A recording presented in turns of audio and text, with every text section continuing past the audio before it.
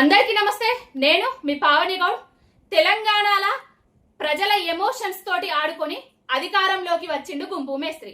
అధికారంలోకి వచ్చిన తర్వాత ఎమోషన్స్ తోటి ఆడుకోవడమే పరమావధిగా పెట్టుకున్నాడు. ఎందుకంటానయ్యా అంటే ఈ రోజు 10వ తరగతి రిజల్ట్స్.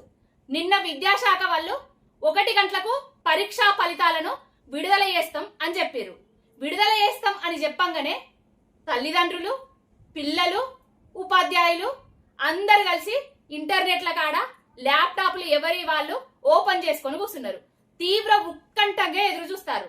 ఉత్కంఠంగా ఎదురు చూసుకునేటోళ్లకు ఏం కనిపించిందయ్యా అంటే మన గుంపు మేస్త్రి వర్యులు విజయవాడల లగ్గంకు తేలింది కనిపించింది.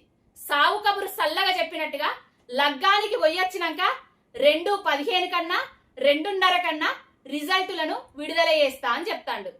ఏందివయ్యా, పాలన చేత కాదు, విద్యాశాఖను ఎలగబెట్ట చేత కాదు, మరి ఏం చేతనైతుంది? రిజల్ట్ కూడా చక్కగా టైంకి ఇచ్చే చేత కదా. మార్పు అంటే గిదేనా? రిజల్ట్స్ కూడా చక్కగా టైంకి ఇయ్యస్తలేదా? ఏది చేతనైతుంది మరి నీకు?